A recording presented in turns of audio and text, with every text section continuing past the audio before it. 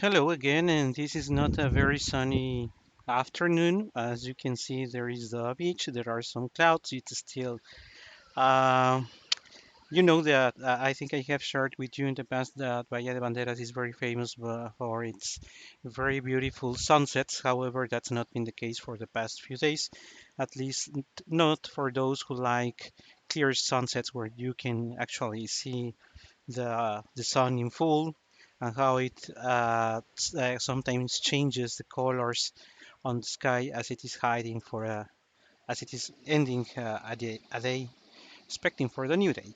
But that is not the case of this past couple of days. It's been kind of cloudy, as I mentioned. There are some clouds still by the south of the bay, and hopefully it will not rain. It is unlikely that it will rain, but well. So And this week we have to talk about one of the most famous Mexican composers, though maybe not as popular as Agustin Lara or maybe Maria Grieber. Manuel M. Ponce is the composer we need to talk about this week. As you may have already realized, we brought for this postcards week a song by Manuel M. Ponce called A la orilla de un palmar. We will jump into the details of this song, but there is one note that or there is something that I need to tell you as we are starting, and the thing that I need to tell you is that I have uh, I have an infection, a throat infection, so I may be drinking more water or drinking water more often than the usual. And so my apologies if you realize or if you notice that my the sound of my voice is harsher and drier than ever. There is not much I can do, but we're looking forward to getting better, which will happen, I hope, a couple more days. But by then, we will be talking about another postcard. So going back into the important things, that is Manuel Ponce. And Manuel M. Ponce is very well known for a more famous song that is called Estrellita. Estrellita is well known to many people. A la orilla del Palmar is not that famous, but what we need to mention or what we need to talk about when we are referring to Manuel M. Ponce is that he is considered the leader or the starter of a movement called Nacionalismo Mexicano. And to talk about the Nacionalismo Mexicano is a little bit complicated because you may not be aware of the history of Mexico, but you may be aware that we were conquered, that we were a colony for the Spanish for a good number of centuries. But right after that, there's been a little over 200 years that Mexico still has a struggle to find not its identity as a whole, because the country has an identity, but there is no cultural movement that can actually describe it, a unified movement that could describe what Mexicans were. But for that purpose, we need to also recall that Manuel M. Ponce was born in the years of what is called el Porfiriato, a dictatorship in Mexico that lasted well over three decades. He was born in the state of Zacatecas, a state in the central north, central northwest of the country. Mining was the main industry that was developed in that state. And he was born there. I was telling you that he was born during the Porfiriato, that dictatorship that took about three decades. And he also lived. Not only he was born in the dictatorship of Porfirio Diaz, but also he saw the revolution. He was still he was still alive when we had the first presidents of Mexico, and he ended up his days being the director of the Conservatorio Nacional de Música de México.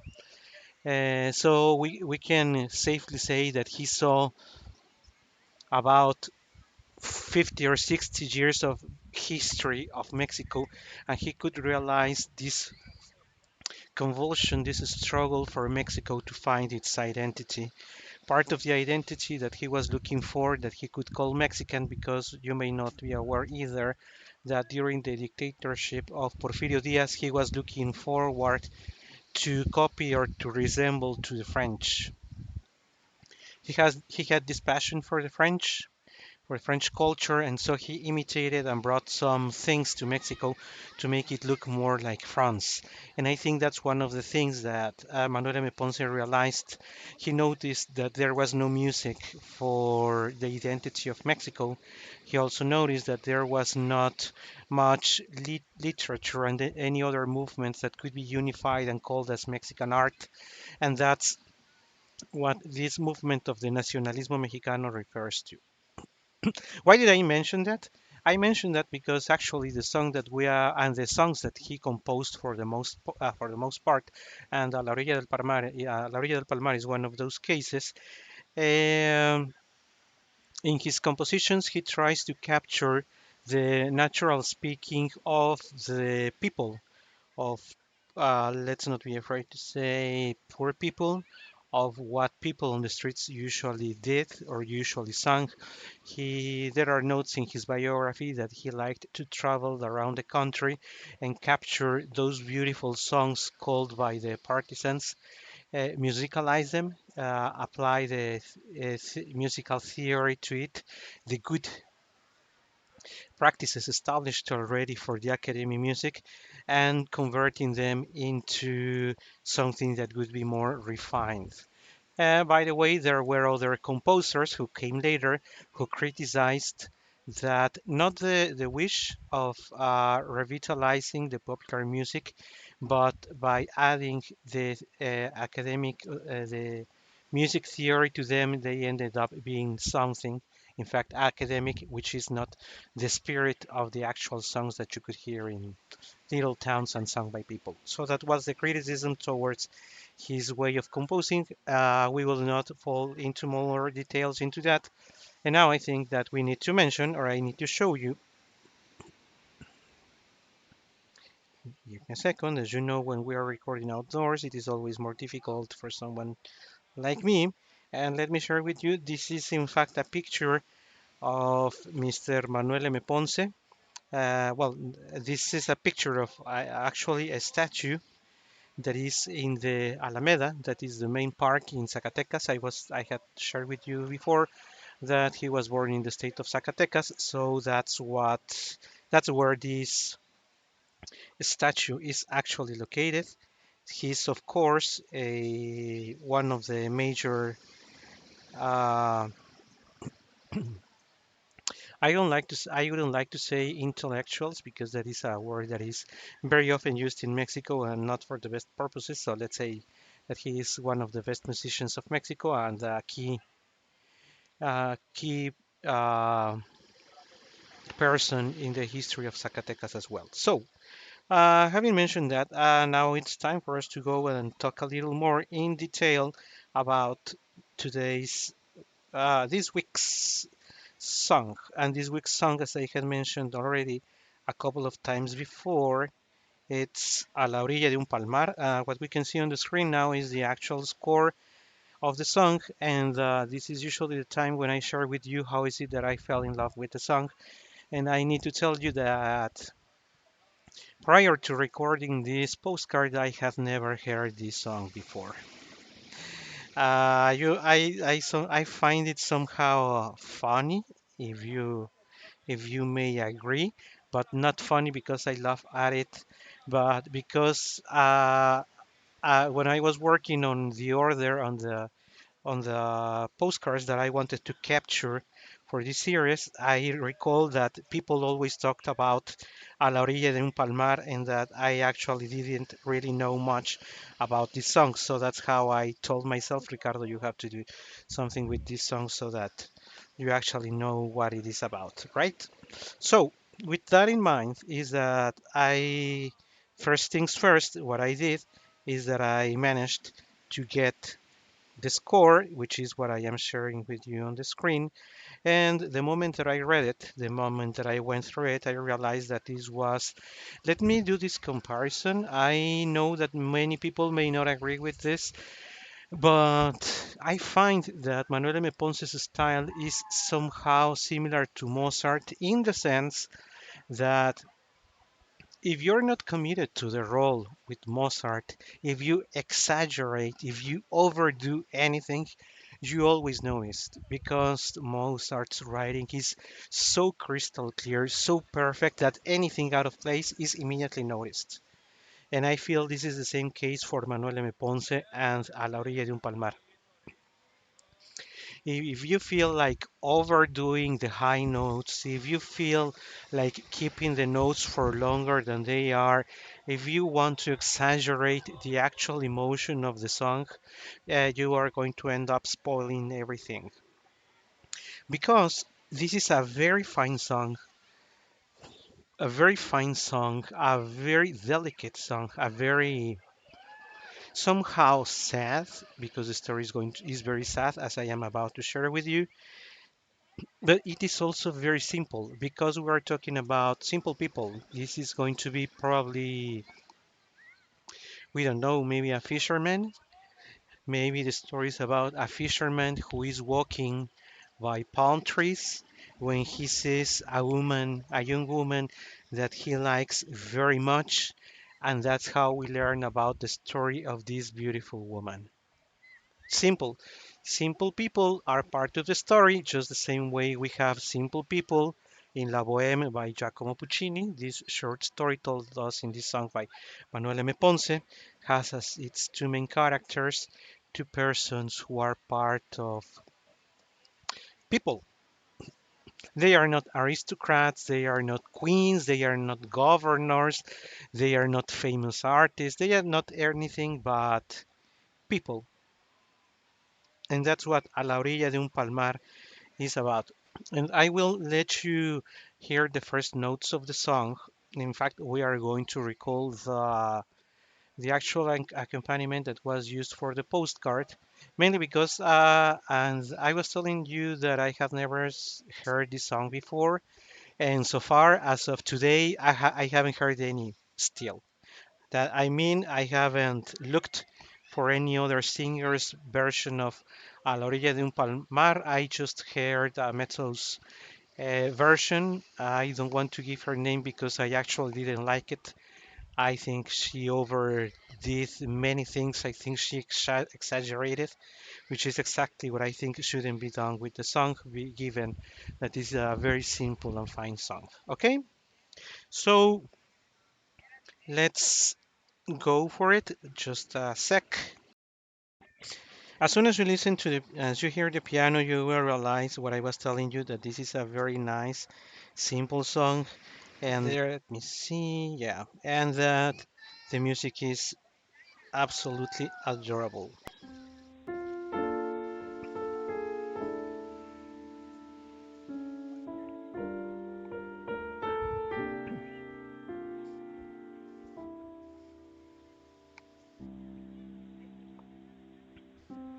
That is exactly where the song says, A la orilla de un palmar, I was walking by those palm trees when I saw a young, beautiful lady. Su boquita de coral, her beautiful coral mouth, and for eyes, two stars.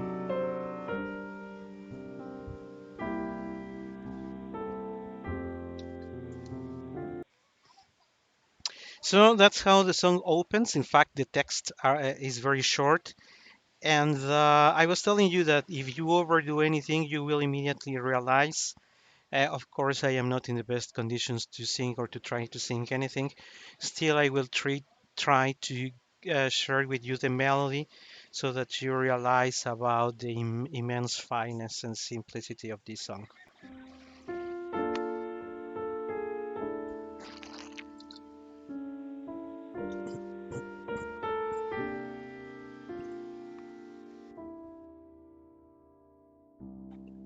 And there it goes with A la orilla de un palmar, yo vi de una joven bella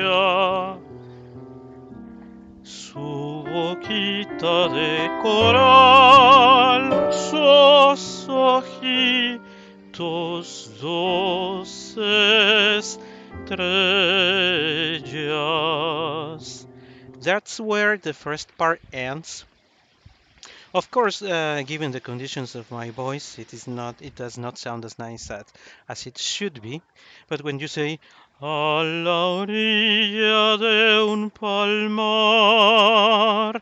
yo vi de una joven bella su boquita de coral, sus ojitos dos estrellas. Then it goes for the following phrase that says, al pasar le pregunté que quién estaba con ella. So we just shared that he was walking by those palm trees.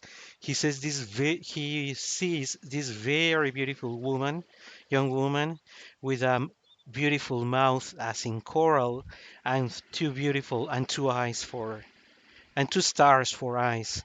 As I was passing by, I asked her, who is it with you? Who are you with?" And she answered, weeping. She was crying. Sola vivo en el palmar, sola vivo en el palmar. Then it goes for a repetition. It goes again for a la orilla de un palmar, and we will we will talk a little more about this repetition. But let's go back to the actual melody and see how it goes.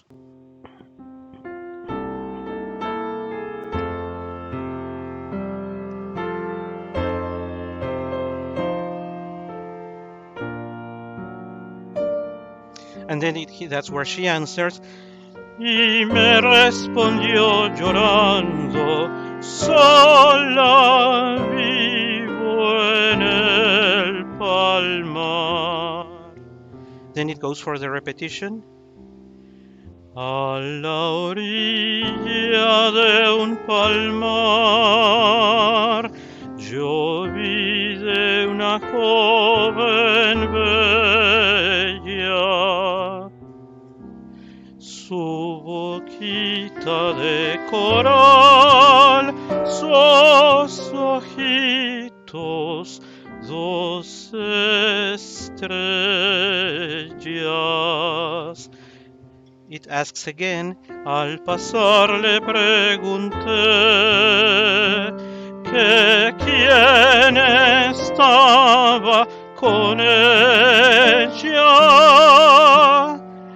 Y me respondió llorando, sola vivo en el palmar. After this second repetition, then the text. Now she's telling us that she's in fact an orphan. It is very interesting that the answer is soy huerfanita, the diminutive form of orphan. But if you are somehow or a little familiar with Mexico and its language, we Mexicans like to make a diminutive of everything. So, in fact, it is no surprise that she refers to herself not as an orphan, but the diminutive form of an orphan. So she says that soy huerfanita, just expression of pain. No tengo padre ni madre. In this expression where she shares that she doesn't have a father or a mother, what it calls my attention that the notes for father are half the value of mother. So we can barely understand the word father. No tengo padre ni madre, and I don't think ni madre much longer in duration, and I don't think this is an accident. I think it has to do with the fact that in Mexico, typically the fathers are very distant to their sons, and the mothers are usually closer. So I think this is what Manuel M. Ponce meant, and this was the actual purpose of giving double duration to the word madre, as opposite to the word father. So we have learned that she's in fact alone there in the by the living close to the palm trees. She's an orphan, she doesn't have father, she doesn't have a mother, but she also tells us that she doesn't even have a friend, not even a friend that can come and take care of her. So she has insisted so very often that she's all alone, she's all by herself, that the message that Manuel M. Ponce is sharing us in this song is a song of loneliness. Despite of her being very beautiful, which is what we were told at the beginning, she's still very lonely and very sad. And the character that at the end was sharing us her beauty now is sharing us her loneliness. I think that's in fact the overall message of this beautiful song. So let's keep listening to it.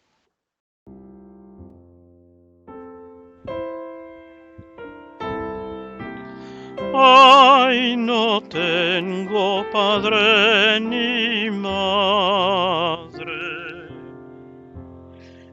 ni un amigo, ay, que me venga a consolar.